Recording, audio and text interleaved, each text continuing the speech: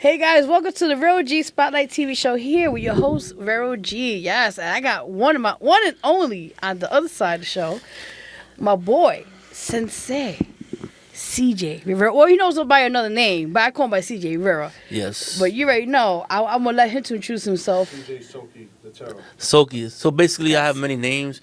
I was known in the martial arts as Master Instructor, CJ the Terror, also known as Soki, head of the family. That's what it means by Soki. Master Instructor was given to me by Grandmaster Anthony and also by the Weaves organization.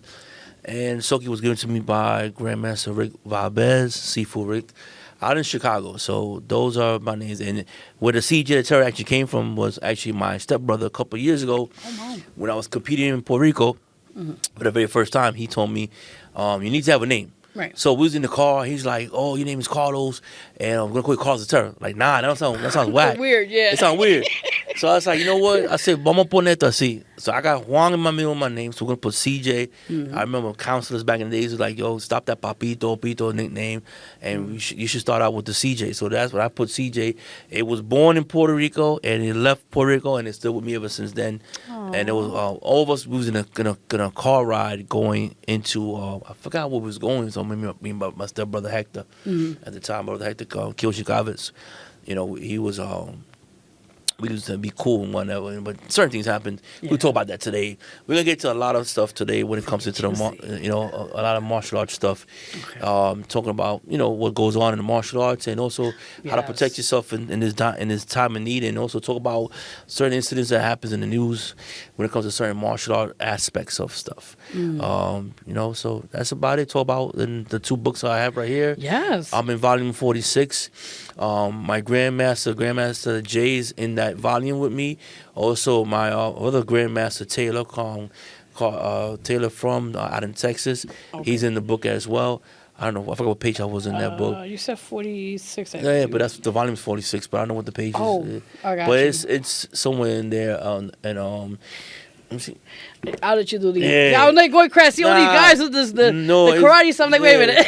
So I apologize. No, it's okay. It's okay. If I even forgot what page I was on. No, just I so got basically, this. this is how the book looks. Yes. So that's how it is right here. That's awesome. So this is my All right, the producer will show we'll do the honors. All right. So that's basically volume 46. Yeah. The Grandmaster that came up with the volume 1 to honor martial artists. So there's other volumes. You can find any volumes on Amazon. I think it's for $30. That one is on Amazon.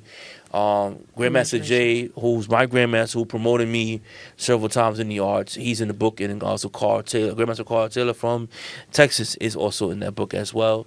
Awesome. And so it was a collage basically of pictures that they took. Grandmaster Ted Gabriela. Yes. I'm bad with names. No, you're good. You're good. I'm bad with names when it comes to that. You're good. So and then, lastly, this book right here is this one is from Poland.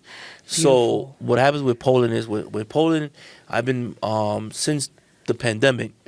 I got down with Poland, and Poland does these online tournaments where you do like different tournaments and stuff like that. Okay. So what this book is basically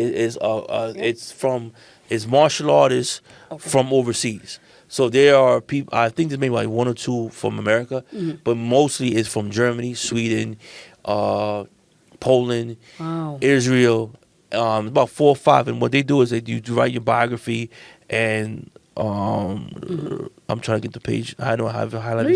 You got this. So basically what they did is that you write your bio right here. It's basically the bio's right here. Okay. So you write your bio on this. That's nice. So you write your bio on this. Oh, the producer will show it again. And that's basically the bio. Sorry, I apologize. No, so that's the bio right there. And then when you go in your bio, it talks about you could give a brief description of your history, and they put like collages of pictures as well in there. So it's that book. It's not for sale. That one was what happens. We worked out. So what we did was we worked out a deal. Yeah. So it's basically he sent me like 13 books. That's amazing. To give out, and so. We worked on this back in January. I was on my way to go to an award ceremony up in Atlantic City with Seafood Alan Goldberg. Oh, wow. So I'm on the bus for 2 hours working on this bio, and the bio because Dr. Jeffrey Smith, who's been my mentor all my life. We worked on this. We worked on bios a lot, and I have a pattern or sort of like theme to when it comes to the bios.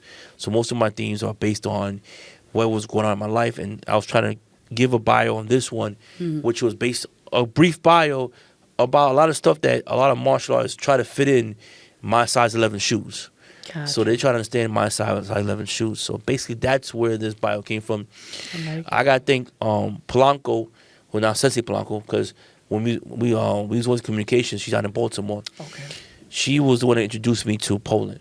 So with Poland is like they'll send me on Facebook Messenger, hey, we got this event coming up. We want to see if you can do a kata for us. So I'll do a kata and I'll video the kata and I'll do the weapon, border breaking, whatever they were asking for, and I send it out. And then they'll look at it, they'll review it, they'll send you an award certificate. That's amazing. Also, I've got with Germany as well. The Martial Art Association, the MAA as it's called. I'm a part of them as well. So then both Germany and Poland, they know what goes on with my martial arts. They backed me up as well. So does Nepal. So I'm basically really international with a lot of stuff that goes on. And all because of Grandmaster Anthony and Anthony's Worldwide Martial Arts, because, you know, I took a leap of faith and I haven't drowned since then. You know, sometimes you got to take a leap of faith in life sometimes. Hey, man. Listen, I want to, before we continue, let's give applause for this man, okay? I have the honor to know him over 10 years, actually. Yeah. And he is an amazing guy. He's big shout out to Monroe College, or part of the alumni. Yeah.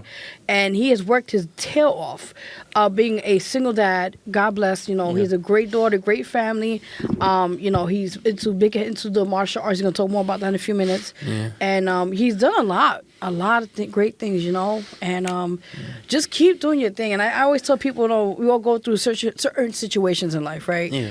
And we come to realize sometimes, you know, how they say, if you don't kill you, makes you stronger. Yeah. And with those situations, we're going to talk about that in a few minutes, about how you went through certain things and how you overcame it. Talking about now all the accolades you had, you mentioned right now on that. But before that, quickly, I just wanted to let people know where they can follow us. You guys can follow me on my Instagram at official VeroG, where they can find you at. Basically, you can find me in most all social platforms. I took the nickname C-Train61 on TikTok because my grandmaster is called A-Train. So I am C-Train61 on TikTok. I do a lot of videos on TikTok as well, but I don't put a lot of martial arts out there. You know, a lot of criticism that goes on out there. Yes. On Facebook, I am also CJ Rivera on Facebook. Also on Instagram, the same thing as well. Twitter as well. So, you know, as well, they could find me in mostly on social media platforms. And that's about, you know, I'm here in New York, the Boogie Down Bronx, you know, proud of to be in the Bronx and proud to be a Monroe alumni. How that became was very deep. And we're going to go into a lot of stuff, guys. Oh, yeah. We're going to go into a lot of stuff because there's been a lot of bunchiche and a lot of fuego. That means gossip, people in English. Gossip, basically, guys, gossip. That goes on, and I've been silent because if you look at the Bushido Code, I think one of the main thing in the Bushido Code, which is 8 codes, is basically 8 virtues that you live by. And I think the first one should be self-control. And anything in life, you have to have self-control and be in control of what's going on, no matter what is coming at you, whatever storm there is. And sometimes, it's in the Bible, we say, God, you ask God why you're going through a storm. You look at the book of Job. God put Job through certain things in life to see how to test his faith. And if you go through that in life and you pass the test of faith, Job went through everything in life and took away everything that was there, and he still had his faith. So you go through trials and tribulations, and you go through a storm. Sometimes, you know, why you take me to deep waters, Lord? Because your enemies can't swim. Sometimes your enemies cannot swim sometimes. So that's where, and this all comes from being a Monroe alumni and, you know, being reacquainted with certain people in my life. And I'm going to give a synopsis, basically, of pieces of what it is, because like I said before, and I learned this quote on TikTok or Facebook, what it was, you know, some people will try to walk your shoes, right? That's why everybody's different size, different shapes, right? Yes. Not everybody's the size 11. So some people will try to figure out what size to try to walk in your shoes, but can they actually walk the shoes steps that you took and survived?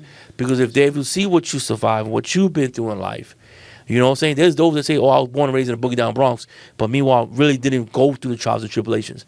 I'll go into it briefly because I can't really go into it because it's a lot of personal stuff out there. Yes. You can't go into too much, but you could say what you've been through in life. And those individuals say, I got receipts, or I got this about CJ, but don't know the syllabus, don't know what goes on in the martial arts, don't know what goes on really. And I do these podcasts with, shout out to Veronica and Jason as well, because I come on these platforms to express my knowledge, not to bash nobody, not to talk negative about nobody. Yeah. We did Rolling 6-1 to try to bring enlightenment to some people that to see what goes on in my life.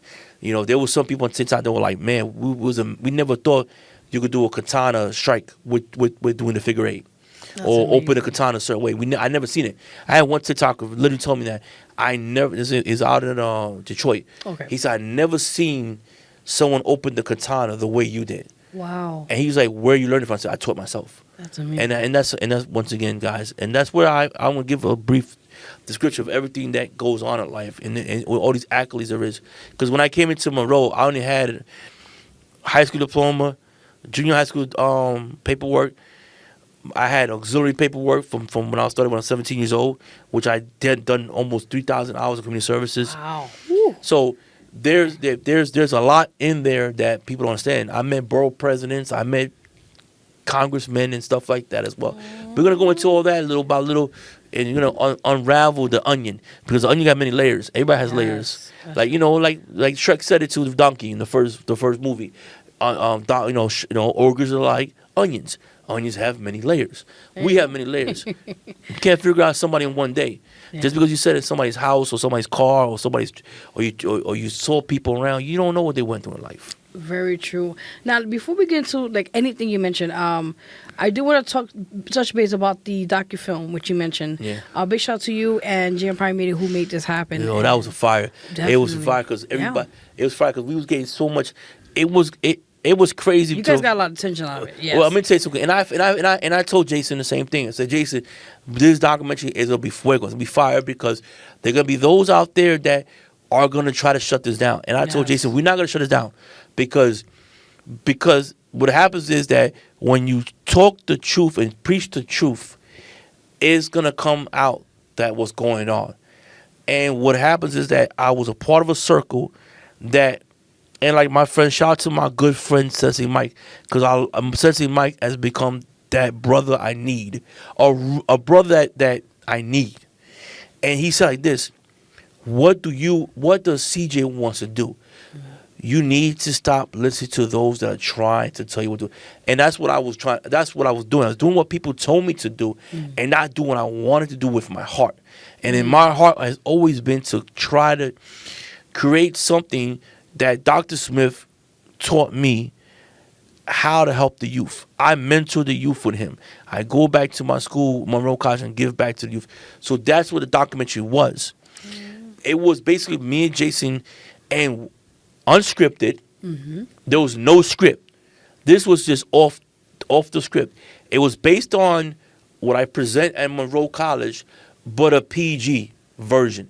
Because I couldn't give the R-rated version. Yeah, it had to be clean it up. They had to clean it up because, like I said, I'm not going to go too deep and too personal because I have a daughter and I don't want my daughter is not ready to accept the things that there is. Yeah. Everything has to be brought out like slowly, like a baby crawls and then they run and they walk. There has to be like that. Yes. So shout out again. And I have had people who have looked at and my co-workers have looked at it, some of them. That's amazing. Some of the caseworkers looked at it and it can, now I'm being calling show enough and all this other stuff, as well. And then, going back to my roots again, knowing that I was weak in a certain area in my martial arts, studying hard for 3 years on jiu-jitsu and getting my blue belt within 3 years, you know what I'm saying? So it's a lot involved, you know what I'm saying? And that's where, like, Roni was where Roni means somebody that there's a lot of people say Roni means negative. No, Roni means either you in the samurai days, you either served your time to your daimyo or to your shogun, and you moved on, or like what happened with 47 Ronin, they became 47 was because their daimyo they was betrayed by somebody but they could not seek revenge. But because they decided to seek revenge, that was against the code, and they had what they had to do was called subuku, which means that you're going to commit suicide, and you have to commit suicide by basically disemboweling your stomach. So you take your sword and you cut yourself in the stomach. That's that's what it is. So that's what I took the word Roni, because I felt like I was a Roni. I always been a Roni, because even though I had teachers, I was still out there going to tournaments by myself.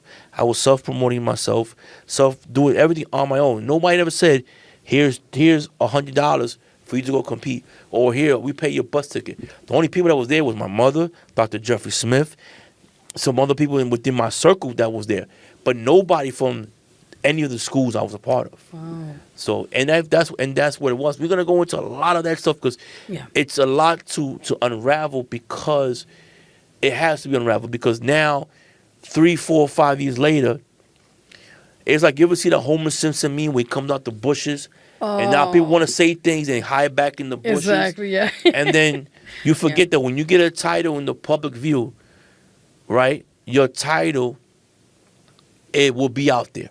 I remember when I was 17 years old, P.O. Barfield was my auxiliary coordinator. He told me, now that you're an auxiliary officer, it's not going to be Rivera on the New York Times or newspaper that done something wrong. It's going to be auxiliary. So whether you be a pastor, deacon, grandmaster, whatever it is, if you look at if you do wrong, it's going to have that title attached to it. Yeah, so true about that. And I just want to say I commend both of you guys for this amazing storytelling on what you have gone and encountered and went through, and you sufficed so much. And, like I said, it's called Ronnie 61, right? Yeah, Ronnie 61, Ronnie 61. It's out now on YouTube. You guys can check it out. Go on Veronica G's page. Like I always go on VeroG's page. It's okay. And you go on VeroG's page, and you can get it right there, guys, and gals, and everybody out there. Definitely. Because it's an actual story about my life. And it was crazy, because you had certain individuals that when they heard it, then they came out of the woodwork and really told the truth of how they felt about me. And then that's how you find out. Because I never disrespected nobody in the martial arts. I'm going to be honest with you. I never disrespected nobody in martial arts. When this was all the negativity that was going on, your grandmaster is supposed to take care of everything. And people within my circle, within Anthony's Worldwide Martial Arts, says, we got you, CJ. We're going to take care of this.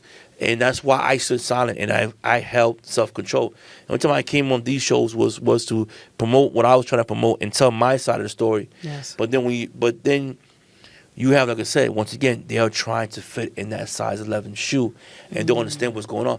Like the same thing with you in the music, right? People will try to bash somebody, but don't understand what's going on in the music industry, or don't understand what is to sacrifice. Yes, so much. To get into life. Very true, very true in many ways. And I feel like overcoming what you went through, what I went through in different situations, but kind of similar, I feel like, we overcame that. We're all the warriors. We're the ones that, even whatever they kind of throwing at us, no matter what, you're still here. Yeah. You're getting accolades. People cannot even reach to your level. So it's like what it was. And we could start this out like this.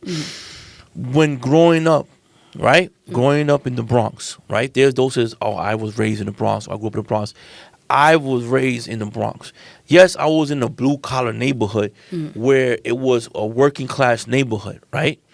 But you still, when you left that working-class neighborhood, you still had to bump into certain areas. 183rd and Riot, 183rd and Grand Concourse. You had to go. I spent some of my time, a lot of my youth, on Hunts Point, Seneca, playing basketball in front of the building. And my cousin's mom, God rest her soul, would watch downstairs. And when it was time for the adults or the other people to play basketball, we either went down the block to play basketball, all right? And at a certain time, we knew we had to be back in that house because we knew the area was hot. Hunts Point was, South Bronx was hot. Getting on that 19 bus and seeing all those burnt down buildings, it was hot. And in down in today's world, seeing what's going on in the South Bronx, going around, seeing the gentrification, seeing things that's going on, I seen those things. Yeah, that's true. See, you know what I'm saying? I seen that. I didn't, and I was raised around that. I was unfortunate where both parents, they were trying to be parents, but I was raised around that. You know what I'm saying? Okay. I didn't have the blessing where my parents say, "Oh, you weak-minded, we're gonna put you in karate." No, my karate or my lifestyle was to survive the Bronx, and if you survived the Bronx, if you survived it, either if you had the blessings in a village that raised you, you came out unscratched. Very If true. not, you came up where it was either you was locked up, you caught an addiction problem, whatever it may be. But if you had that village and seeing what was going around me, once again, seeing what was going around me, I was like, nah, I can't do this. This right here is not where I see life is gonna take me. Very true. You know, Wow, so you that's know. amazing. That's amazing because, like I said, we gone through so much in the hood, and we seen things in our time. Yeah. Even now, our generation Yeah. don't kind of understand what we went through back then. And like I said, you gone through bullying, cyberbullying. You went through so much, and going through that a little bit. We'll talk about that quickly. How did you overcome it? And tell the viewers watching now, how could they overcome that as well? Because cyberbullying is really a big thing. It's What I crime. want to do is I have a quote that I love, right? Uh-huh. And there's a quote that says, "Not knowing the truth doesn't make you ignorant. Not wanting to know the truth is what makes you ignorant." Yes. Right? So ignorant or uneducated, like we say. So how you become that? Well, when you are a child that have been bullied all your life, right? Been bullied, you learn how to deal with it. Either you step up to a plate and fight the bully. But that's what I did a lot of times. Yeah. Step to the plate. I got jumped. I got in fights. I got into a lot of fights. Oh my You know, and even when I was in Catholic school, I still got into fights. Ooh. You know, so I have a Catholic school education. So how you overcome it? How you overcome it is you have to have a support network. Now, what's sad is that the martial arts promotes this glorious front. Sorry to say it. Some of it's not a front. Yeah. I mean, rephrase it, not a front. But they put this whole glorious thing out there. And within the inner workings, you will have those that will cyberbully you, that will just try to destroy your character because you decided not to go their path or decided to not go their way. And then I think what I did was almost 8 years ago, I started reading books. And I started doing my own self-education because one thing I learned from Monroe and one thing I learned from Dr. Smith was always to research on your own. And I took the same method when I was in Monroe when I was going to be born again Christian. So when I was going to be born again Christian, I sat there in Monroe's library. I had 3 Bibles. I had a King James, I had a student Bible, and I forgot which was the third Bible. And I had a book that was like a textbook that helped me understand the Bible and try to get with God. And I sat there and self-educated myself in that. And what was funny was when my daughter was born, I was in Jacoby with my daughter's mother at the time, getting my daughter's checkups. A lady was reading that same textbook. No way. It was reading the same, knowing, and I was sitting there, I'm like, and she said her church uses that book to do when they're going to become baptized. And I said, Wow. this is like years later. This is like 2-3 years after I did. I said, I read that book. So believing in self-education. So I took the same aspects of when I was in auxiliary of self-education. I took the same thing I learned in Monroe, self-education. So I decided to do my own self-education, my own research. And I decided to say, okay, there's one book let me into where there had been a book on katas, a book on Bushido, a book on this, the martial arts virtues and values, Tayo Degan. And then getting into different books and then just doing my own self-research and then finding out the history. Like there's a book that I bought that says it's on the Goju history, but it's also on the karate do, and it's a timeline. So it goes from 1900 all the way to 2002 when the book was published. Oh, that's a long time. And the book is backed by the Congress now, the Library of Congress. Now the book you can't find it because now it's out of print. Wow. So now you want to get the book. You want to buy the book. You want to pay $500 when you could have paid $80. I was trying to promote I was promoting the book big time. And what was great about the book was that when I was doing my research, it was talking about titles and all this stuff. You had other martial artists talk about, well, oh yeah, that title was abolished. But yeah, I was talking about Siren Sho. Siren Sho was the original title before it became Ren Shi back in 1930. And I've been talking about the different titles, the different belts, and how the belts were created, and how things were in the martial arts. Yeah. Then you have those out there now saying, well, this what happened.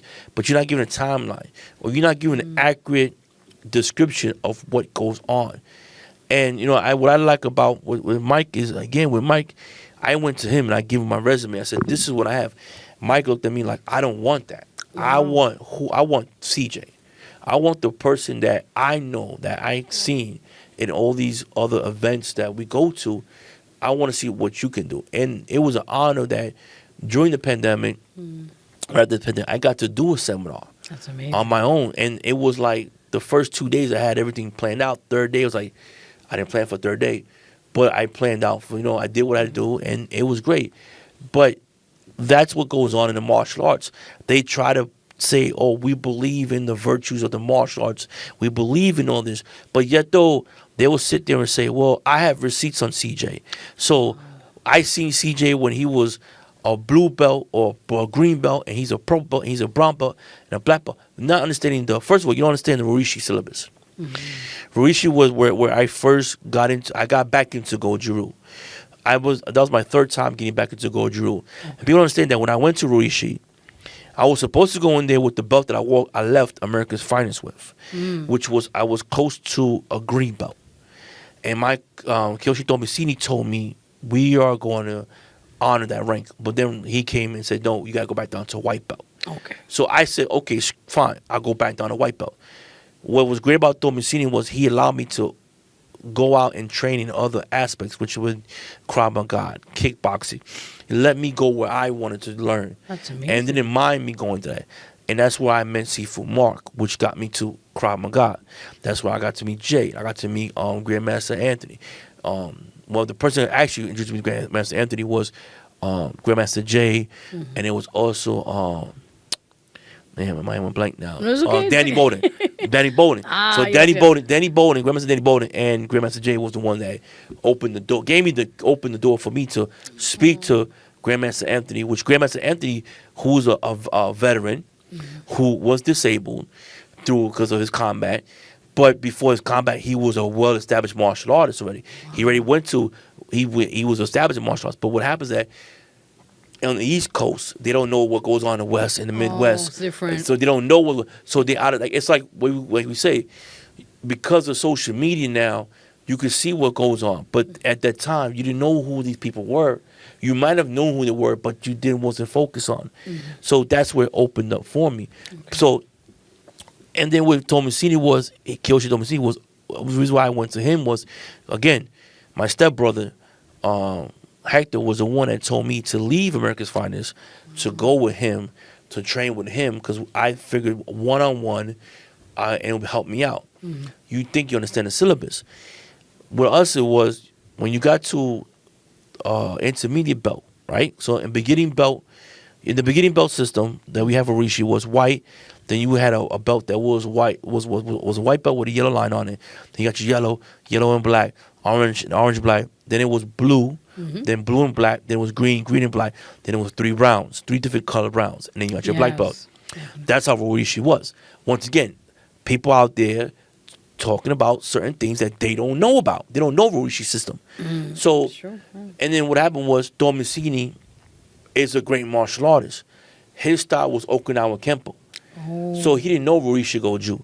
So how I learned how to break down and edit videos and look at videos and learn katas on the internet and getting Skype and all this other stuff was through him, because Tomicini didn't know Goju. He did not understand. He understood martial arts. He had a foundation for martial arts. He had experiences in martial arts, but he didn't have an understanding of Goju-Ryu. Different. It was different styles, different systems. So I was looking at it was, I'm coming into this individual to learn. I love Goju-Ryu because I when I was with Dr. Jeffrey Smith, when I was starting in Monroe, we were studying Goju-Ryu, and then we studied twice in 2 different places. It didn't work out. Certain people left, but Smith already had his black belt in certain areas. So I wanted to continue on with Goju-Ryu, but I didn't know where to go because I didn't know how to look at it in New York.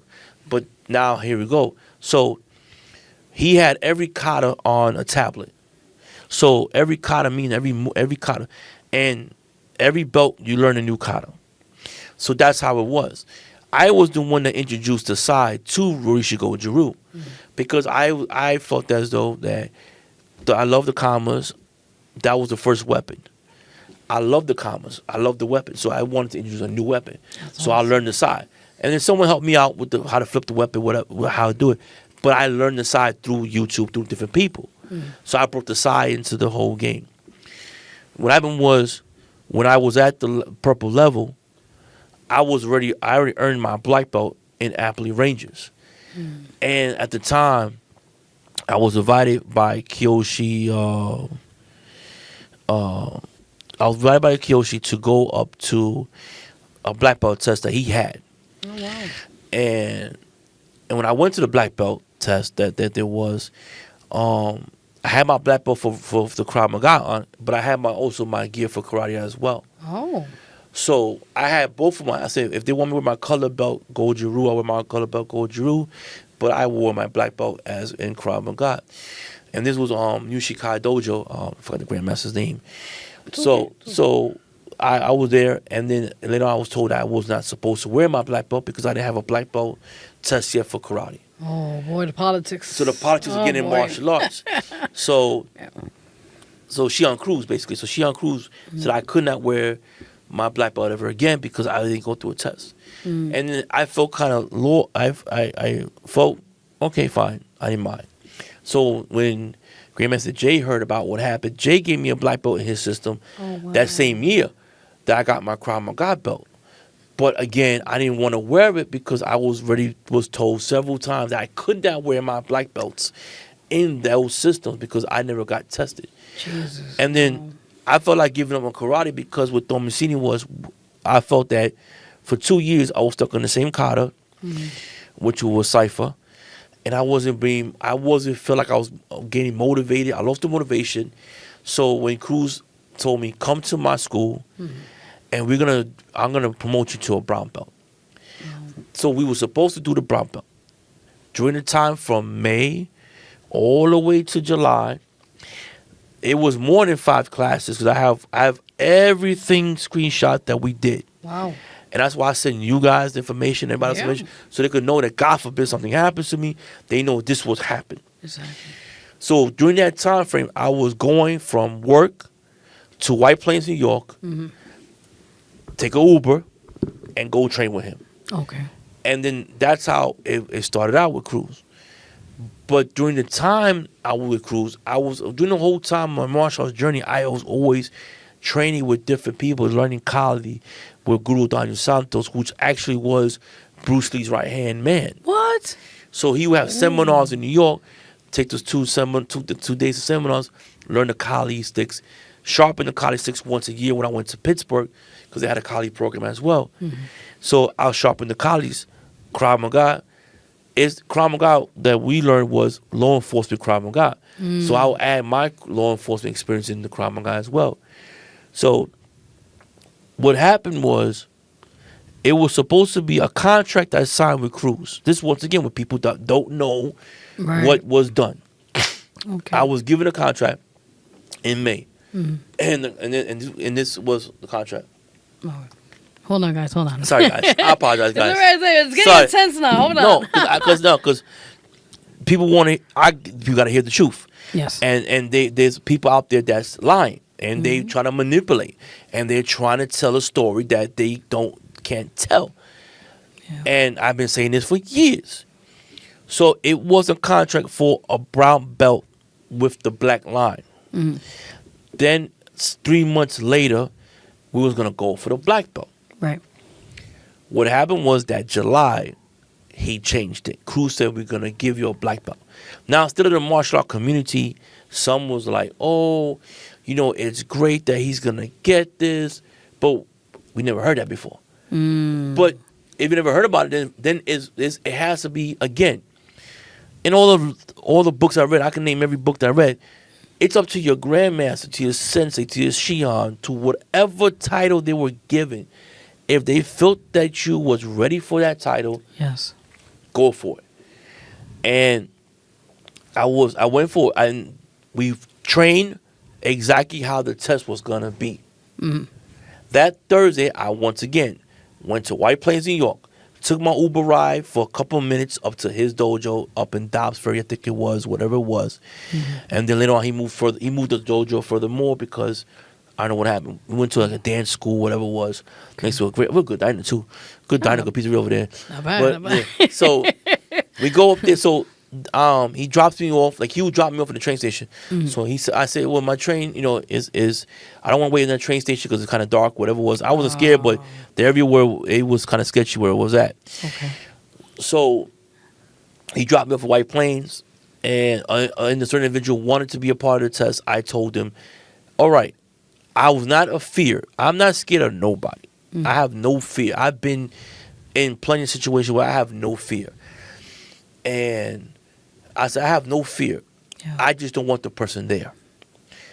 I was told by Shion Cruz several times in a phone conversation, that individual's not going to get involved, that individual's not going to involve, that individual's not going to involve. It got involved, and then when we went out to eat that dinner that day, I can't speak on this person because they're no longer here. Okay. Was the one I showed my mom the video. My brother was there. I got a black belt from my brother as well. Wow. So when I walked away from that, I walked away with 4 black belts. Wow. That's amazing. So I had a black belt in Krav Maga, a black belt from Grandmaster Jay, a black belt from my brother, which was considered introduction black belt, but still it's a black belt. It's a black belt, yeah. right? Shit. The black belt that Shion Cruz that took away from me, the showdown, because I went to his test. Wow. A year ago, I re-earned that belt and ended up getting senpai title. And then he ended up leaving New York. So then who I'm left with? So I'm so used to doing things on my own. I kept on training my daughter. I kept on working in another location. Worked on my own. Worked on my craft. And that's when Grandmaster Jay said, I'll promote you to a 4th degree in my system. Okay. But he couldn't give me a certificate because, personal things was going on in his life. I respect it, and I always respected his space. I never asked nobody for nothing. I never did. Everybody blessed me with what I had. Yeah. So that's when me and Grandmaster Anthony got into conversations. Anthony promoted me to 5th on a basis where I had to now, it was a 5th, but then I had to also earn it as well, where I had to do a syllabus, I had to create a system, I had to do a thesis as well, I had to show my style. And that's where I got to meet Carl Taylor. Oh, wow. I mean, Carl Matthews Jr. I'm sorry, Carl Matthews Jr. I met. It's okay. Within our organization. Yeah. Wazir. Wazir's seen everything I've done. Because every time Grandmaster Anthony came to New York, which was like 6 or 7 times. Loudmouth here. And I'm back here with part 2 with CJ the Terror, CJ Rivera. And it's uncensored here. We're talking about it all and the life and career of decorated peace officer for over 20 years, and also decorated mixed martial arts artist and everything, CJ Rivera and everything. So continue on what you was talking about.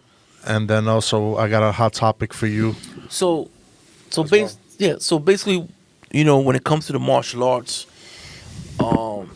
everything that I have done everything with respect, honor, dignity, civility, and I've been blessed. I've been blessed, but there has been those in the martial art community that try to understand or discredit me because. Yeah. They see the pictures and they see stuff of me. Yeah, I've seen the social media. It was very ugly. Very ugly. They see me in different Hall of Fames, or different Hall of Fame events, and I've been blessed where a lot of Hall of Fames have honored me as for my inspiration in martial arts. USA, the USA International Hall of Fame as well, and other ones as well, even overseas. I'm not a fraud. I'm not a fake. I've worked hard as everybody has in the martial arts. I respect everybody's time in the martial arts. But we live in a generation now where you have to understand this. Everything changes. It cannot stay. And if you study the martial arts has always stayed, always changed. In the book The Katas, where Grandmaster Javier wrote recently, There was a grandmaster or a teacher, I think a student. He went and he found nine different teachers, so senseis, kyoshis, and he was trying to learn the kata, which was called senpai. And he found out that there was 9 different versions of the kata. So that means martial arts changes. Everything has to change in martial arts. We cannot keep everything to the old ways. If you look at the Gracies, look what the Gracies did. They really showed that the martial arts needs to change, and everything has to change. Everything has to evolve. We don't see we don't see everybody walking with iPhone 1s and iPhone or Galaxy 1s. Yeah. Everybody has new technology. So I never disrespected anything in the martial arts. I never did that. I always worked hard for what I got and worked and bust my tail off. And Triple Crown Awards, everything came, through what was through hard work and dedication. And, it's sad that I think the worst part of it is I don't mind the cyberbullying. I don't mind it. I don't mind it at all because it just tells me I'm doing something that no other martial arts has done. Whereas go from a purple belt to a black belt, and then in 3 years or whatever it is, earn my 5th degree, got it certified, got it confirmed by multiple people, multiple organizations, done what other martial arts have done. All right, it's okay for people to flip the belts, flip the titles, do this, do that. It's okay for them, but when CJ does it, it's all out war on me. And it's sad because in the martial arts, we're supposed to have integrity. We're supposed to have all this in the arts. You know what I'm saying? And I'm blessed to be where I'm at. I'm grateful, and I'm trying to do what Dr. Jeffrey Smith did for me when I was a kid. Try to give a child, a person that may not have a father in their life or a father figure in life, to give them what I got and pass on what it was given it to me. And the saddest part was it destroyed a family. My brother, me and my stepbrother, we all come from different mom but same pops. We don't communicate. We don't communicate no more. We don't communicate no more. And because of this whole situation with the martial arts. And the reason why we don't communicate is because of what he did. Yeah. Basically what he did. And it happened on my birthday, and he said I betrayed the family. So he said I basically betrayed the family, basically, he said. Well, I want to get VeroG in here because we have a hot topic here. So I love my brother. I respected my brother. I still respect him, love him. But when he did on my birthday was kind of wrong. And he said that I had betrayed the family. I said, what? But how betrayed the family? Because why? Because I wanted to choose my own path. And my dad had a health situation last year. And my dad was like, hey, your brother's here. And I said, Dad, I'm not here to disrespect nobody. I'm here for you. I'm here to be here for you, to support you. Right. I gave my brother a dab, and I went downstairs and I waited. And instead of my brother coming down and saying, you know what, let me talk to my brother. Let's have a conversation. Let's go get a slice of pizza up the block. Let's go over here. Let's go somewhere. Let's just talk. Right.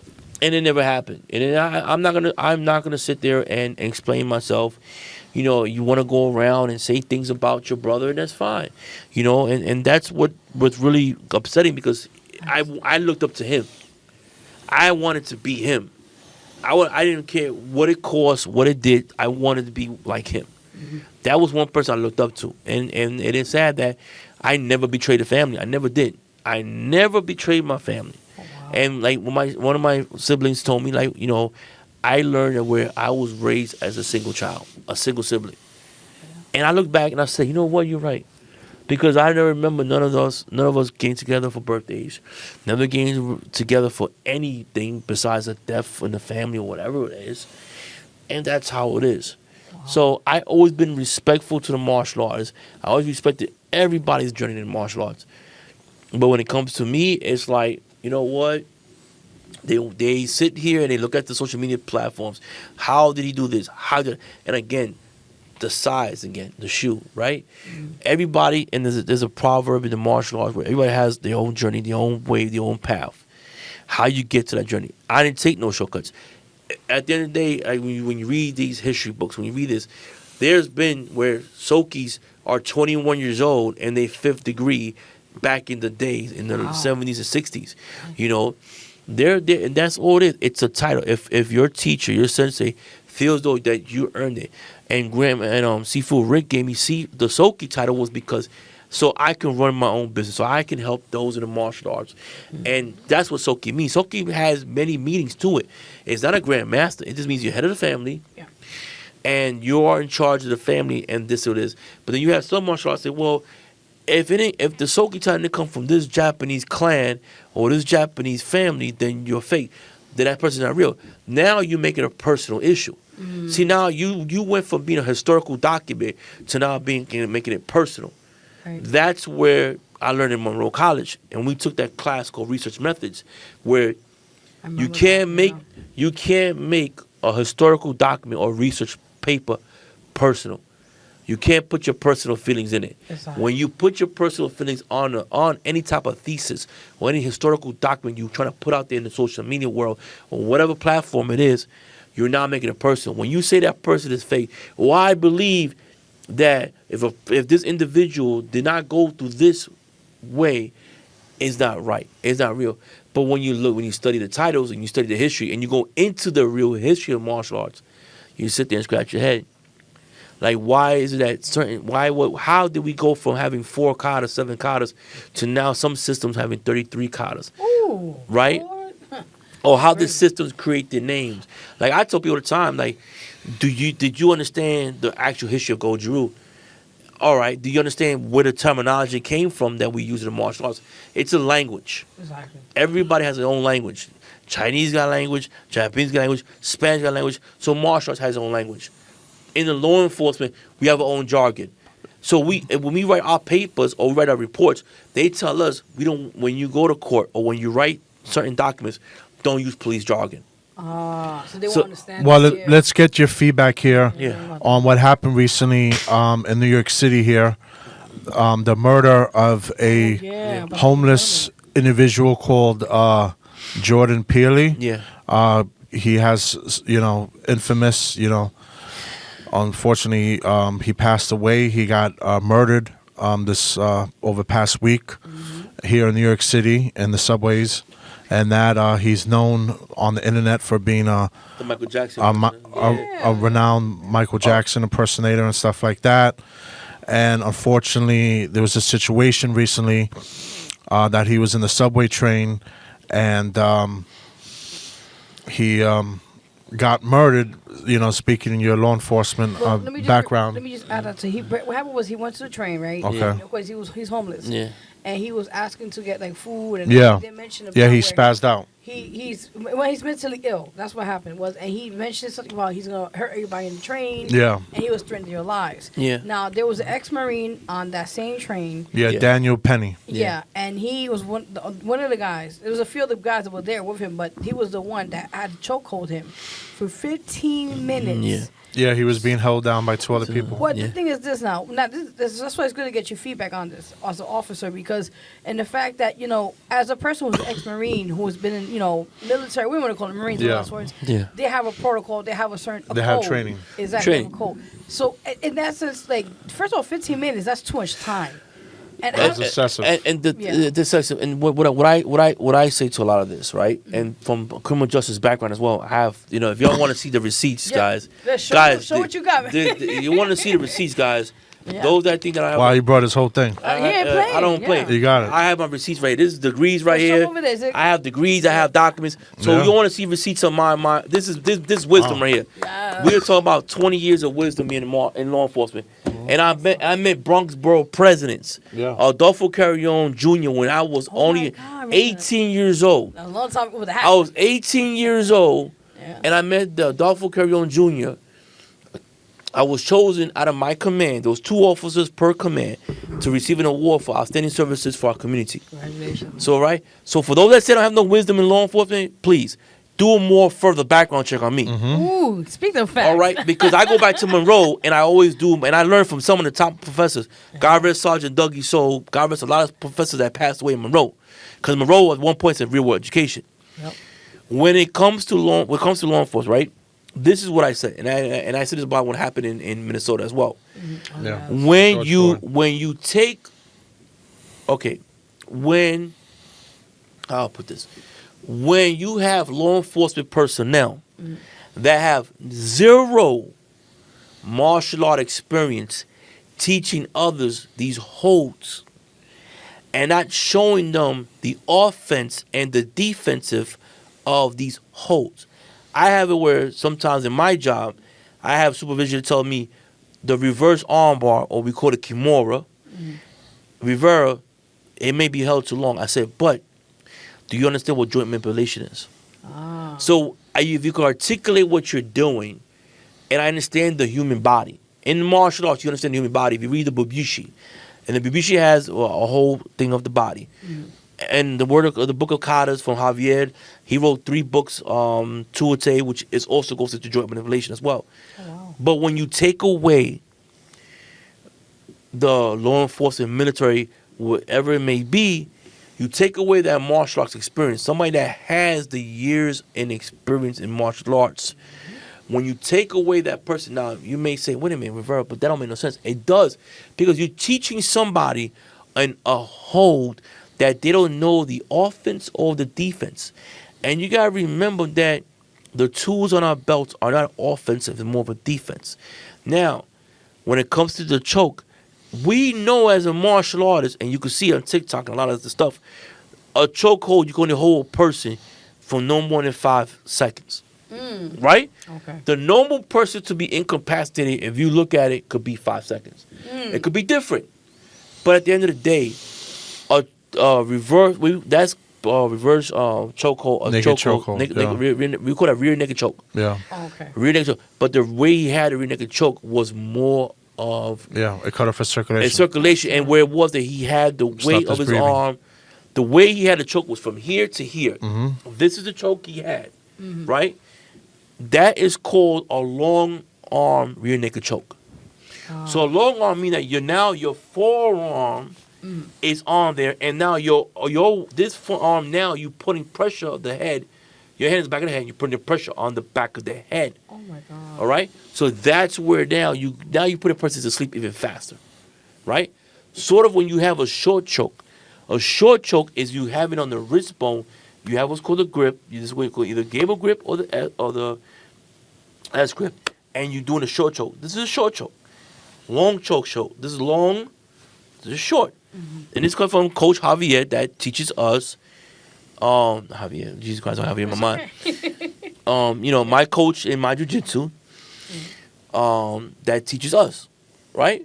So when we learn in jiu-jitsu the holds, you learn the holds, right? And you learn when you are rolling is considered sparring, on how you hold your person. Now, when I spar and when I roll with my students, when I roll with the guys, I'm more of learning how to survive on the ground, because I know the holds already. I have understanding the holds. So I'd rather just work on how to survive on my back, survive getting the top.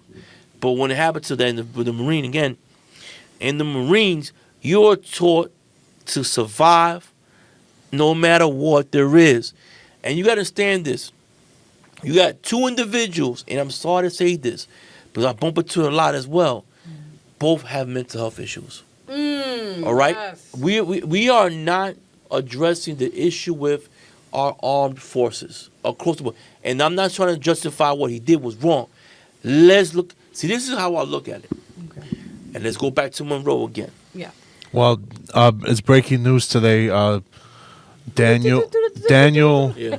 Daniel Penny, He was on the side, yeah. the former Marine, was charged today with the murder of Jordan Pearley. And I'm gonna tell you the reason. I'm gonna tell you something real quick. And I agree with the verdict. I agree with it. Definitely. It was a public case, so you have to understand this as well, where the public is involved. You have a grand jury that sees what's going on, and that's where. But it was unjustifiable choke, because you should know. But again, you have 2 people that have mental health issues, right? And I'm sorry to say that, because you know why? Because going back to Grandmaster A-Train.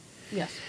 I've been around A-Train 9 times. He's been in New York, and his wife calls him up all the time, and I know A-Train, and there's times that he has PTSD moments.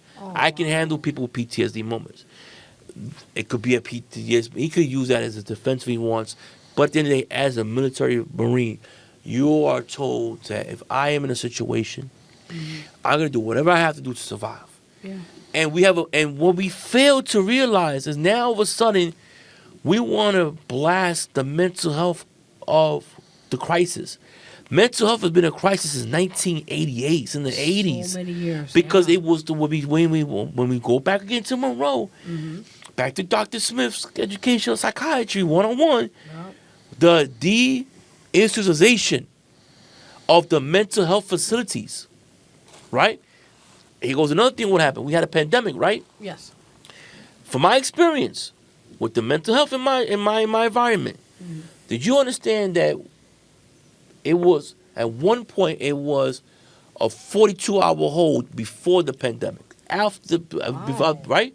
A 3-day hold, Something like that, right? 3-day hold Okay. for anybody that had a mental health problem to get them medicated, to get them proper medication. When we had the COVID-19 hit, every hospital was like, okay, he coming with a mental health, 7-hour hold, less than 7 hours. You know what? Sit down. We'll give you medication. Go about your business. Yeah. So we had an issue where now you have a mental health population that was not getting diagnosed properly because of COVID-19. Now COVID-19 is gone. Now we want to address a mental health crisis that's been going on for years. Yeah. The DSM-4, the DSM-5 has all stated the mental health that goes on. And again, it goes back again, like when you, and I said this in one of my videos, as a martial artist, if you're teaching self-defense, when I teach self-defense, right, this is one of my secrets, and I say this all the time, and I said all the time, I teach you the law enforcement way. Now, I understand I made 2 mistakes in law enforcement. That's my fault that I made those mistakes in law enforcement. I stand for my responsibilities and the mistakes I made in law enforcement, but I still have a pedigree that unmatchable that anybody speaks to you will tell you.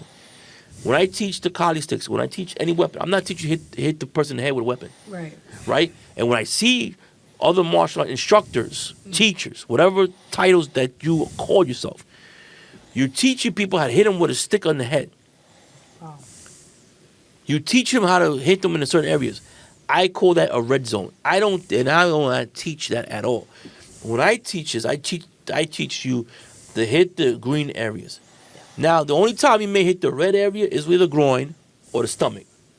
But you know where to hit them at. Because at the end of the day, you got the spleen, you got the heart, you got all this going on. So you learn it in the law enforcement aspect. So when I teach it, I teach you the Article 35, I teach you the penal code way, and how to use the codes. And to tell you that once you get the choke, let go of the choke. Yeah. You know, it's sad to have a situation like this to bring the mental health that's been going on.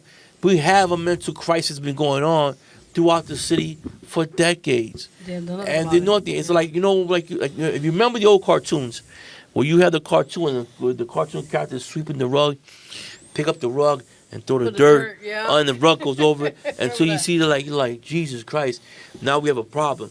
And that's what it is, that it's a mental health problem that we have. And it's a lot of misdiagnosis going on, and we're not monitoring our mental health. And that's an issue that this mayor inherited from a previous mayor that really never dealt with the mental health crisis that there was going on. Because we've been dealing for years the mental health. And I tell you, I consider myself a master's degree in the streets, basically, when it comes to doing the mental health. Man, you got stories. I could have stories, and I have Telemundo stories on corner. But the thing is that I know how I learned that when I'm on the train, and I understand that there's certain individuals on the train, I will not, unless it's a life or death situation on the train, you let him go. You let him go. If he's want to sit there and beg for food, beg for money, let them do what they want to do. As long as they, and this is why when this is what I look at. As long as they're not in fact committing a crime in my presence, whether I be law enforcement or I'm a civilian or whatever it is, because you gotta understand, you're in law enforcement 24/7. Yeah. No matter what, you take that oath, you're a law enforcement 24/7. I don't care what people say. You're a law enforcement 24/7. But I take that again, going back to Monroe College again, going back to the education again I got from Monroe, my bachelor's degree in criminal justice. Again, you learn about that. in fact committed. And what it was now we're going back to learning case laws, which police departments should have been doing case law studies, and wasn't. And then going back to constitutional law, what I learned in Monroe, constitutional law, I got an A in that class. The hardest class to take was that class. But you got it done. But I got it done. You know, despite what was going on, I got it done. I was told I had a dyslexia issue, learning disability back in the days. Still get things done. And you motivate, and you look and you motivate your child, you motivate your kids and stuff. But it's, once again, it's where it's a mental health crisis that we've been dealing with. And and nobody is like, you take this, like this is a map right here. You take it, we take a keyboard and you sweep it under the rug. Now you are sitting here, we have a mental health problem. Okay, what are we doing for them? Now you're trying to say, you know what, we're going to do adult community centers for the adults that, you know, but Too late. too late. Way overdue. Too late. Yeah. And the thing is, like, most of these people, why they want to go to shelters? We don't have police in every shelter. We have security guards in every shelter.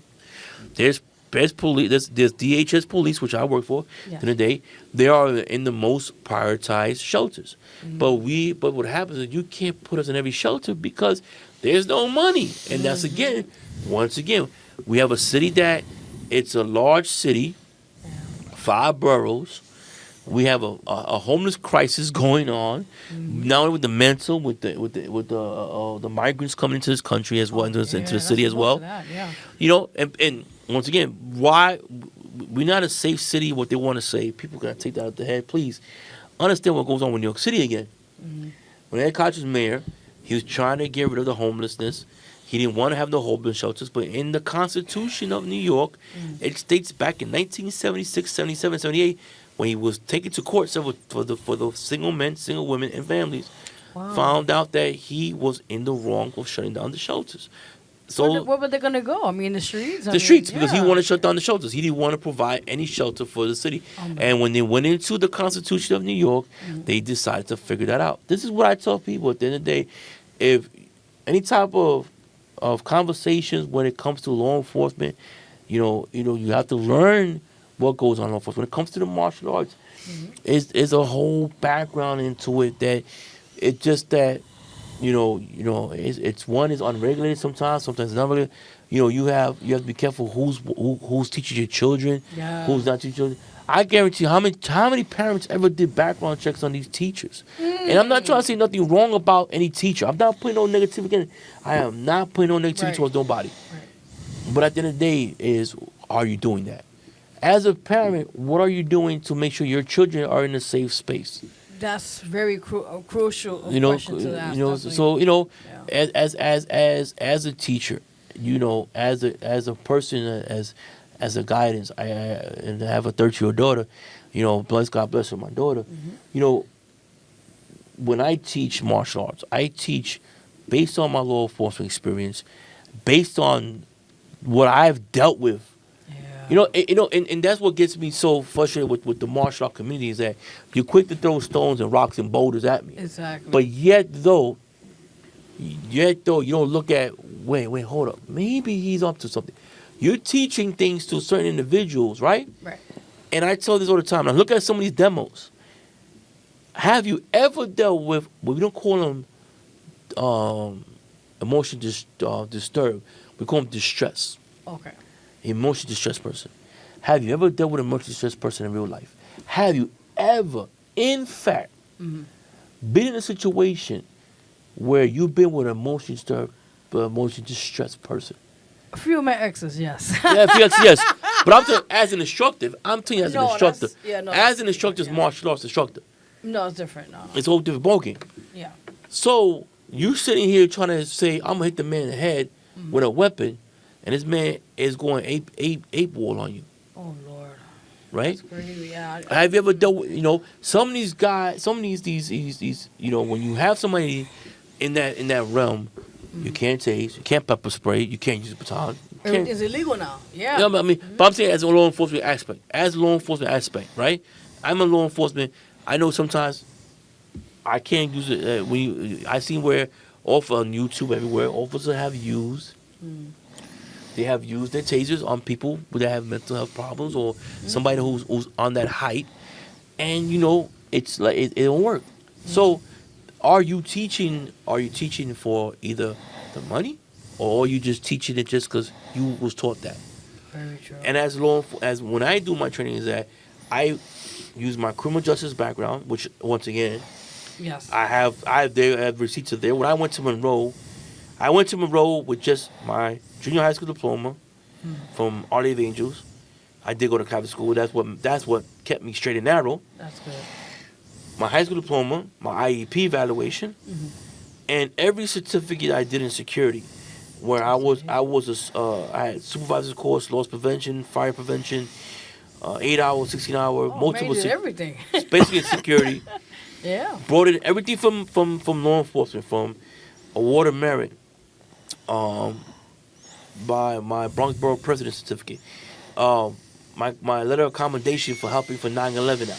That's amazing. Everything I brought in there, my part-time peace officer, which it continues on because when I renew my regular peace officer status, it gets renewed with that. My part-time peace officer status, all my auxiliary training that I got. I did things in auxiliary where I can't even say what I did in auxiliary because I just really can't mention it. But I did a lot for my community it was some of it was dangerous, some of it wasn't. I was 17 years old with a police badge. Wow. And That's that just tell you amazing. the responsibility that. And I remember P.O. Barfield was like saying to me, I don't know, I want to give you a shield and ID for you to take. And I say, trust me with it. And that's what changed my whole life was for me to stay in the straight and narrow was the auxiliary, was me, Dr. Smith, and me and Smith. It was how we actually re-equated was my mother was in Monroe and I was sitting in my mom's class and I'm looking at him like I know him from somewhere.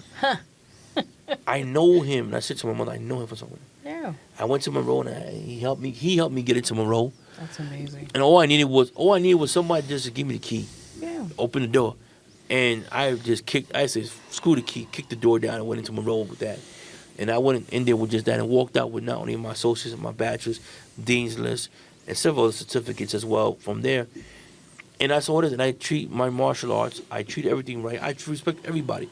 But to have those in the martial arts there, whether it be a pastor, whether it be Sadoshi, Kiyoshi, Ranshi, whatever it is, to say, well, we don't think he earned this. And then here's the crazy part. You teach your students about not to bully. Yes. You teach your students not to bully. You bring in students that have a disability, whether it be physical, mental, into your dojo. Yeah. But meanwhile, you go and create a page, you create a blog, you create certain things, and talk about somebody. Yeah, that's being hypocritical. It's pretty being much, yeah. that's where it's hypocritical, Yeah. right? And you say, oh well, I don't want to be known as a pastor, or I don't want to be known as this. At the end of the day, what P.O. Barfield told me, and I always go back to this, you go, whatever title you was given, Right. you will always be that title. And you have a public title. Not a private, it's a public. Yeah. Because when you, and I thought that as a pastor, I thought as a Sadoshi, Kiyoshi, Ranshis, whatever you want to call yourself, whatever title you want to give yourself, I always thought that in the martial arts, you preach about the Bushido code. But you forget about that each code links up to something. Yes. And the last one is always having self-control. Meaning that you have to have self-control in all aspects. Whether you're angry, whether you're upset, whether you don't agree upon what somebody does in life, you have to have self-control. And then reading, Grandmaster Javier book on katas, it made me rethink of what a kata is.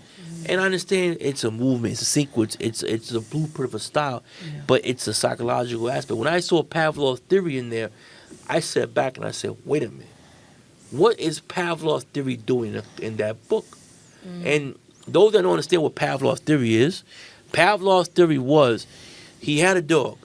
So he sat there with the dog. Oh, conditioning. Yes. Classical conditioning one-on-one. Yes, I remember that. Right? Classical conditioning one-on-one. Yeah. When the bell rang, the dog knew the food was there. So when he rang the bell again, the dog looked at the plate with my food at. We all classical conditioned. And then I did the speech at Smith's class one day. True story. I go to Smith's class, and I said, I put a classical condition. Smith looked up there, and I said, Pavlov's theory explanation. Right? Yeah. So I'm sitting there, and Smith was like, Teach me, professor. Oh my God. He called me professor. Teach me, professor. Yeah, exactly. So I go, we all class and condition from the day we are born, Yes.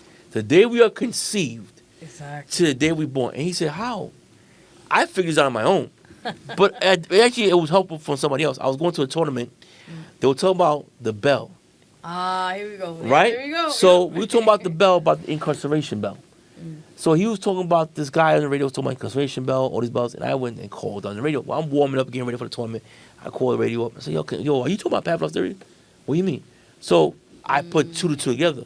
Yeah. We are conditioned from the time we conceive to the time we leave this earth. Very true. Because if you look at it, and then it goes back into having, you have a son. Yes. God bless him, 18. I got a daughter, 13. Why it takes so long for your child when you bring him home out the womb to train them to deal with feeding? Because the child is used to getting fed 24/7, 7 days a week for that 9 months in the womb. So when it comes out the womb, now what it is? Automatically. At 4 in the morning, you're getting up like, yo, son of a douchebag. I just fed I you. remember them nights. All right, yes. so you now got to condition the child, right? Classical conditioning, Pavlov's theory, on when to eat, when to get up. And when do you actually see it is when you go to pre-K, kindergarten, school. You have what's called the positive belt, right? Other ways of classical conditioning a human being is also when you look at the bus. What's the difference between a correction bus and a cheese bus? That's a good question. Nobody ever asked me that question. I don't really know. All right? You're classical conditioned to ride a bus, right? Right. One is that you have no freedom. The other one, you have freedom. That's true. Yeah. Okay. Right? Makes sense. Yeah. No, I'm not saying Wait a nothing. minute. I'm not saying nothing wrong about that. Please understand this, right? And there was a picture I found one day that they had. What's the difference between the two? The food that they give you in the prison and the food they give you in the school lunch. Oh, they always talk about this. Right? Yes, Look yes, at this stuff. yes. But why you think they stopped giving styrofoam plates that look like prisoner plates? Oh, yeah, you're right. So they give you a regular plate so you won't be conditioned and psychologically won't be taught about that. So doing this whole Pavlov theory thing, It's very Dr. interesting. Smith was sitting there like, what? Yeah. And he's like, yeah, because why? When you work, right, at a job, right, you are so conditioned at 11 o'clock, 12 o'clock to eat meal, right? My boss knows at 11 o'clock, I'm going to take my meal at 11 o'clock. Now, I ask my coworkers, do you want to go to lunch at 11, 12, or 1 o'clock? Whatever you want, because now I could plan my lunch, right? Yeah. We plan our day, right? That's why when we retire from work, the reason why our death is so fast is because we've been so conditioned. Your body is going at 1,000 rate as 1,000 miles per hour. That's why your body breaks down the way it is. And learning, and that's why I saw Pavlov's theory in that book, I was like, wait a minute. And you see other psychological theories in that book. It makes a lot of sense. It makes a lot of sense. And Kata's has to deal with the mind, the body, and spirit. Because at the end of that, I think the most important aspect of martial arts is the kata, because not only does it teach you how to condition your body to deal with both fighting multiple people, it also dealing with how to calm the body down, and it teaches you also how to be around wherever your surroundings as well. But with the Pavlov theory, like I said before, it's at the end of the day, we are conditioned from the day we are here to the day we leave the earth. And remind yourself at the end of the day, there's like what Denzel Washington said, there you never see a U-Haul behind a hearse. Ooh, speak that truth now. Ooh. You never see. So you take, Yes. and that's what it is. As a martial artist, you have to understand, and as a person that has education, we used to look upon those that had education. We used to look upon those that had the wisdom, and that's what's going on with in this world. That we used to go to libraries. That was our Google. Long time ago. That was our Google. Yeah. We used to read books. That was our Google. I know Now more. everything's on, like Jay-Z said one time, everything's in the palm of your hands. Now you got to seek the information. Exactly. Before we went to get the information. We sought the information. We went to get the information. Now you can sit there and Google, but is the Google search that you're doing is real Google? And that's where, again, where people say, well, they'll put these graphs up and certain things up about the martial arts, but then they will do is they'll copy and paste or do this editing stuff out there is. But at the end of the day, and I said this, and to put my story out there, because that's why we did the Rolling 6-1. That's why I do these podcasts. Because why is that I feel as though that there are those that are trying to tell my story and then lie and manipulate and then will say, oh, yeah, I did do that. Or they will sit here and say, oh, I know where he lives at. I'll knock on his door, but he's gonna call. I will not call the popo or nobody. I think the most crazy thing was I was at an event. and I see this individual, and I'm like, okay, I'm gonna tell you, stay away from this individual as much as I can, because I know me and this person has heat. Oh, boy. I know we have heat, and I'll go get my food, and the individual comes up to me. Now the individual is engaging me in threatening behavior, Jesus. right? And threatening, and he's trying to play. At the end of the day, the Saint card and the halo and everything's gonna be over him because of the political clout that he has in the martial arts. Wow. And threatened me several times. Said, let's go outside. Now, I know what it means by going outside, bro. I came from the South. I was born and raised in the Bronx. So you already know what that I already know. terminology And, and first of all, I wear a uniform also. Yeah. So why would I go outside? Knowing, And at the end of the day, I'm not going to jeopardize what I work for. I got a pension. I got health coverage. I got everything there is. So why would I jeopardize me fighting over something that was given to me by somebody? Yeah. And then the who's in, and then they, like what Mike says all the time, says, hey Mike, there's no overseer on a lot of this stuff. Mm-hmm. That's There's no overseeing of that stuff. So again, when I say when it comes to like with Coach Jorge, people are not saying Coach Jorge. Coach Jorge, my coach for jiu-jitsu, they get mad at him and like, he has a purple belt. I said, but in jiu-jitsu, you only had one belt at one point. It was white and blue, and that was it. Yeah. In karate, it was white, brown, and black. Or you just had a white belt and you had a black belt. All this other stuff came about later on after certain grandmasters died. They never wanted to issue past the fifth dan. Wow. Everybody was given a fifth dan. And once you got your fifth dan, you got a title that went with that fifth dan. Would have been Soki, would have been Hanshi, would have been Kiyoshi, would have been Sirin Sho, which later on became the Renshi title. Wow. And then Gigano, who created Judo, which actually was Jiu-Jitsu. Oh, wow. But because they wanted to change the name from Jiu-Jitsu to Judo, because they wanted to promote the Judo name. Because they felt Jiu-Jitsu was more warrior, whatever it was. So at the end of the day, when you look at Brazilian Jiu-Jitsu and Jiu-Jitsu and Judo, they all come from the same family. They all come. Oh. It's just different styles. Like karate has different styles, like Tang Sudo and Taekwondo, and you got Shotokan, and you got Uchiru, Yuryu, whatever it is, American Kempo and Goju-Ryu, all these different styles. Same thing with Judo, different styles of Judo.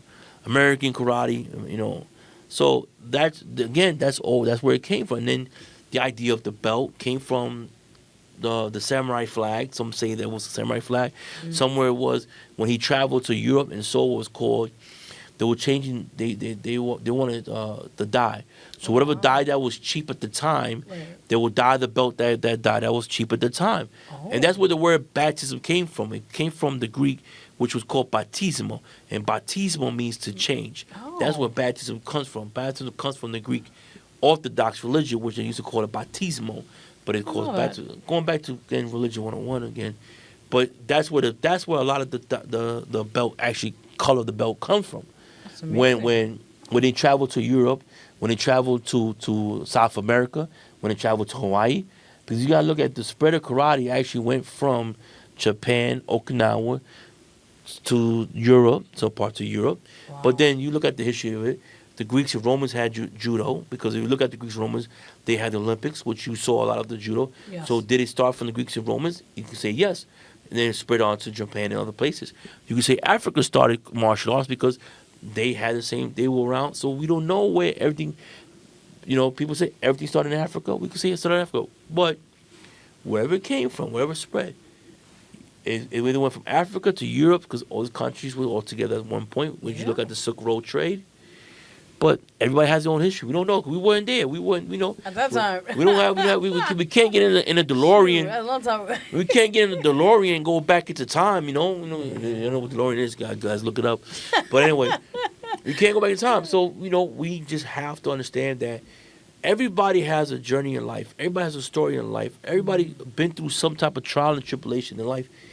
But to sit there and disrespect that person, and then I like what my Grandmaster Carl Matthews said one time. He said to this individual, he says, in the book of Matthews, it talks about gossiping and how not to gossip about others. And he said, I'm not gossiping. I'm talking about, I said, yes, you are, because at the end of the day is, if I were to pull your coattail, you've been that individual, whether somebody in your family was done wrong in the tournament, you complain about that person. But meanwhile, you complain about the person, but then meanwhile you're at the event shaking their hand. Don't That's forget that. crazy. But yeah, no. I just want to add Yeah. because we have to leave soon. Yeah. So besides you have mentioned a lot today on the show, and we want to thank you for that. The educational part, from you being the bullying situation, being going through that, and going through so much, and your accolades and everything. I do want to add now. Is there any tournaments or anything you're doing for this year? Well, this year, what I'm doing now, I said to myself that a lot of the tournaments I'm doing now, I'm slowing down because of age.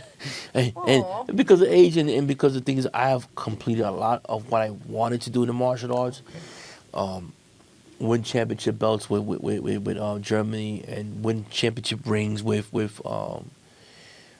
we had the pandemic, we had the Zoom tournaments with California, so winning champions, and just more focus on teaching now. So tournaments, I'm looking at Tap Out for Cancer. I do that one every year. That's amazing. So to Tap Out for Cancer, even I won my first silver medal last year with them in jiu-jitsu. I jiu-jitsu, I got involved in it not to be in tournaments. I'm sorry, not to be in tournaments, but to add to my resume, because in the martial arts, if you're not, it's 5 ranges. You got long, short, middle, and then the ground. 4. I think I'm sorry, 4. It's okay. So maybe 1 more, 2 more karate tournaments there is maybe, and then maybe once maybe next year 1 or 2, but nothing like, it's not gonna be like what I did in the past where I was doing like 13, 14 tournaments. Yeah, you was back to back. I was going from New York to Rhode Island. I think I've been in. I think the best time I ever had was when I got to go compete in jiu-jitsu last year. I think it was last year. Was it Wildwood? I think 2 years ago. I think it was more than that. 2 years it ago. had to be, It was Wildwood. Wildwood was one of the best ones I had. I got to meet a friend of mine on Facebook, Coach Wright. He was out there with one of his students, and he was like, "You by yourself?" I said, "Yeah." He ended up being my coach for the tournament, and it was kind of cool because I got to meet somebody that I became friends with on Facebook. But it's all about tournaments is great. I've done what I could do. It's not my fault that at my age that these martial arts schools couldn't find competitors that wanted to go against me in tournaments. If I did find a competitor against me, I had fun with it. And enjoyed it. And it's all about friendships and the bond you build. But when it comes to the tournaments right now, is I try to stay away from a lot of it because there's all the bonchinche and all the politics and the politics and again with the bullying and all that stuff. And I try to avoid a lot of. That's the type of person I am. I try to avoid it. And plus, my schedule. I don't have Sundays off like I used to have Sundays off. I had weekends off for almost like 8 or 9 years. Wow. So them 8, 9 years when I worked at my old site, I had weekends, so I could go everywhere I wanted to go. Yeah. Now I have to like put in for a Sunday off, and hopefully I get that. that day off and stuff like that. But so far Hall of Fame events, having fun. I got to meet some cool. Got to meet somebody that was really cool. At the last one I went to, that was great as well. That's amazing. But man. as martial arts guys, and the closing guys, if someone is doing something different you don't like about it, instead of just sitting there and try to bully the person, because you could be charged for bullying, and people need to understand that as well. Yeah. It's a crime now, and people do commit suicide over bullying, over the simple things of social media. So be on the lookout when you do things out of the norm, like I said, and if you don't like it, then unfollow the person. You don't have to sit there and disrespect the person. Nonsense. No, you don't. You know. Okay. To close out quickly, any shout outs, and lastly, your social media. So any shots, I'd like to really thank you guys because you guys let me come on here and talk about the experience and Let stuff. it out, man. And again, Grandmaster Anthony and Anthony's Worldwide Martial Arts, my whole Anthony Martial Arts family, Washington Heights Jiu-Jitsu, I gotta say something, man. Them guys have really, really took me in, and it's a small class size, guys. I understand my coach don't got a black belt, but he has the knowledge from Victor Shaolin, which is his coach. They have really helped me out and been there for me. And, my family and friends, Mike, Grandma, Soki, Mike and them, and again, Dr. Smith has always been that one person. I always tell you he's my spiritual father, because It's okay. I never had a father figure. I never had a father, and having him be that father for me, and then, you know, my uncles being my father. Well, losing my uncle a year ago has been hard too. So, you know, Smith has been that father figure, and for a lot of us in Monroe, we've been blessed, Yeah. privileged. If you have that one mentor in your life or somebody in your life, enjoy it.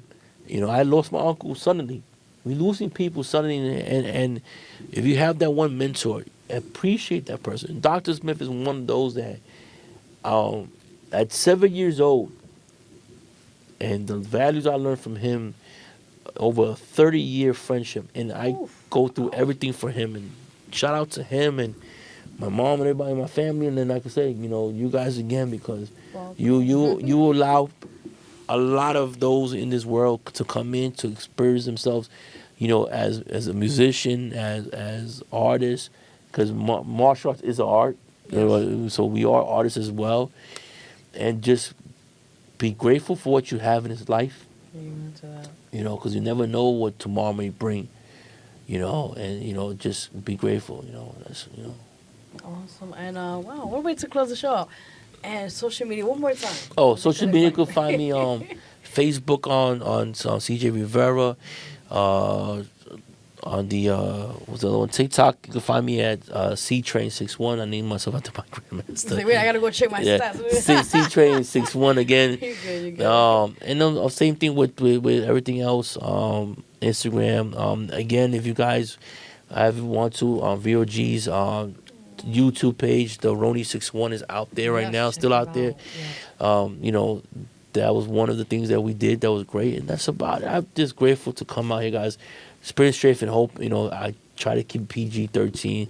It's deeper than it is. It's more, but yeah. It's more deeper than it is, guys, and I just want to let people know that, you know, just be grateful for what you have, and God bless everyone. And how I close out always with my good friend Seafood Rick. We have conversation over Facebook a lot. We end the word with gung ho, and that's what we say in my school. Gung ho means we're here to work together and build each other up, not destroy each other up. Destroy everybody, build each other up. Definitely. Listen, man, this man is a legend in the martial arts game. People respect this man. He has put a lot of years, as you heard it right here on the show, dedication, time, investment, and this is what a prime example of someone, you know, you should be as a role model or someone to look up to, especially in this field or anything of that nature. So we want to say thank you for coming on the show. You know, Thank you guys again, man. This is. You're welcome.